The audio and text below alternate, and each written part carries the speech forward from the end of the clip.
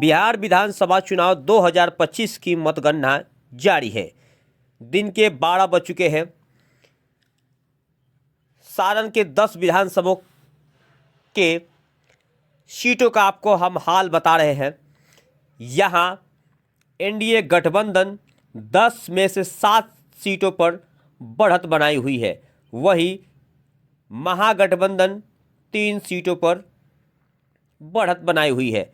तो बात करें एकमा विधानसभा क्षेत्र से, तो यहाँ जेडीयू प्रत्याशी धूमल सिंह 8,175 मतों से आगे चल रहे हैं।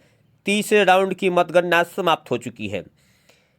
वही बात करें मांझी 114 विधानसभा क्षेत्र की, तो वहां से रणधीर कुमार सिंह जदयू प्रत्याशी बढ़त बनाए हुए हैं।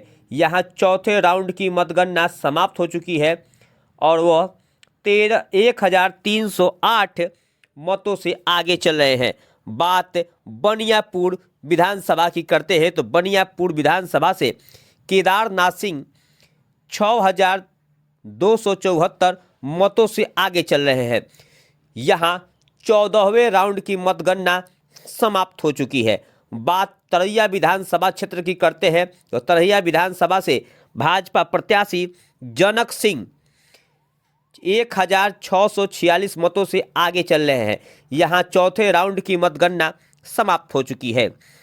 बात 117 मढ़ौरा विधानसभा की करते हैं, तो यहां 5वें राउंड की मतगणना समाप्त हो चुकी है और जितेंद्र राय 1,496 मतों से आगे चल रहे हैं।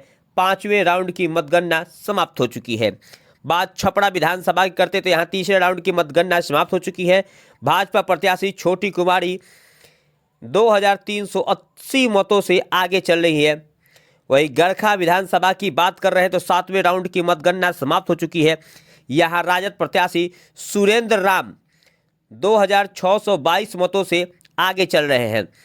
बात 120 अमनौर विधानसभा की कर रहे हैं, तो यहाँ से भाजपा प्रत्याशी कृष्ण कुमार मंटू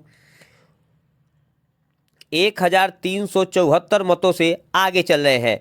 बात 121 परसा विधानसभा की करें, तो यहाँ से राजद प्रत्याशी करिश्मा 1,528 मतों से आगे चल रहे हैं और यहाँ चौथे राउंड की मतगणना समाप्त हो चुकी है। बात 122 सोनपुर विधानसभा की कर रहे हैं, तो यहाँ से भाजपा प्रत्याशी विनय कुमार सिंह 1,941 मतों से आगे चल रहे हैं।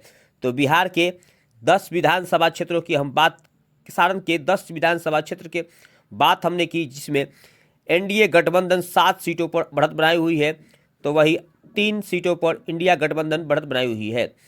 जनसुराज के खाते में कोई बढ़त नहीं दिख रही है। वही निर्दलीय प्रत्याशी या कोई अन्य पार्टी से भी सारण से कोई प्रत्याशी आगे बढ़ता हुआ नजर नहीं आ रहा है।